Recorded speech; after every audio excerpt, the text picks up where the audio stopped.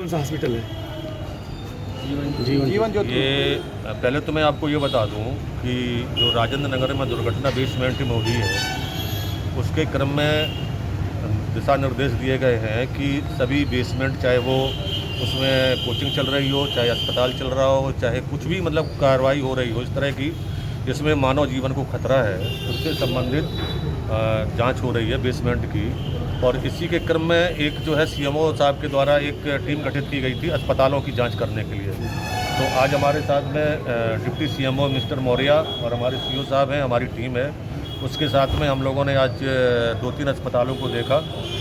एक अस्पताल जीवन ज्योति है, इसके बारे में जब हम लोगों ने यहाँ डॉक्टर साहब के साथ में जाँच की तो यहाँ पर जो है मुख्य रूप से महिलाओं की का इलाज चल रहा है और भारी संख्या में यहाँ महिलाएं बैठी हुई पाई गई और अंदर एक डॉक्टर उनको देख भी रही थी। जानकारी करने पर पता चला कि जो इसकी डॉक्टर हैं वो वर्तमान समय में अपने पति का इलाज दिल्ली करा रही हैं, मुंबई करा रही हैं, और कई महीनों से यह अस्पताल बिना उनकी देखरेख के चल रहा है।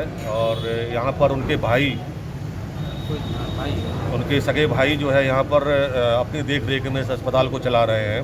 जब उनसे पूछा गया तो उन्होंने कुछ बताया नहीं और चुपचाप किसी तरह से यहाँ से फरार हो गए हैं।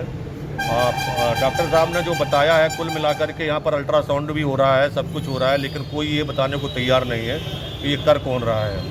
और सबसे बड़ी चीज़ है कि बेसमेंट में चल रहा है। बेसमेंट का में अस्पताल चलाने का कोई भी नियम नहीं है बेसमेंट में, और गर्भवती महिलाओं का इलाज हो रहा है।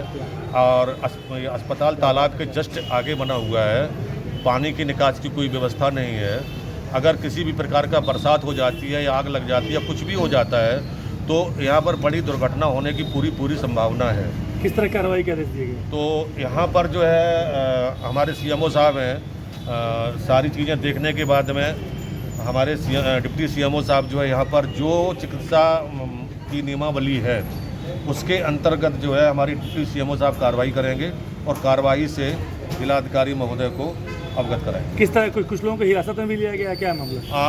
कुछ इस तरह के दलाल टाइप के लोग लग रहे थे जो बात पर जो है काम में अवरोध उत्पन्न कर रहे थे।